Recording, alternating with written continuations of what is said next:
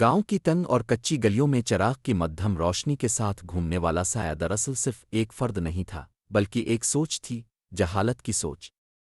حاجی فرید ایک لمبی داڑھی والا شخص جو خود کو حکم وقت او کہتا تھا، دراصل ایک ایسا فرد تھا جو علم طب سے نابلد تھا۔ اس نے چند پرانی کتابیں پڑھ کر اپنے لیے ایک جھوٹا رتبہ بنا لیا تھا۔ لوگ اسے نیم حکیم کہتے تھے، لیکن وہ خود کو حکمت کا ماہر تصور کرتا۔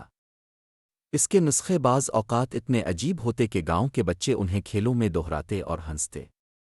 لیکن ہنسی اس دن تھم گئی جب وہی نیم حکیم ایک معصوم بچے کی زندگی سے کھیل گیا۔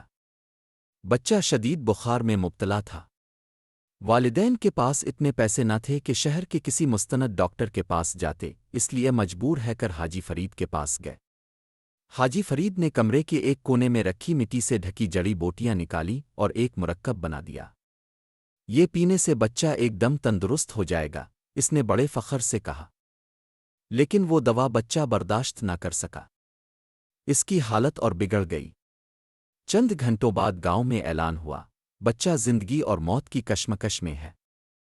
ایک دن گاؤں میں ایک نوجوان آیا، ڈاکٹر ریحان، جو کبھی اسی گاؤں کا باسی تھا اور اب شہر سے تعلیم مکمل کر کے واپس آیا تھا۔ اس نے ساری صورت حال کا جائزہ لیا اور بچہ کو فوری علاج فراہم کیا۔ بچہ بچ گیا، مگر ڈاکٹر ریحان نے حاجی فرید کی تمام جڑی بوٹیوں کا تجزیہ کیا اور ان میں کئی زہریلے اجزا پائے گئے۔ یہ علاج نہیں، زہر بانٹ رہا ہے، ریحان نے گاؤں کے مجمع سے کہا۔ اب گاؤں والے جاگ چکے تھے۔ انہوں نے حاجی فرید کو گاؤں بدر کر دیا۔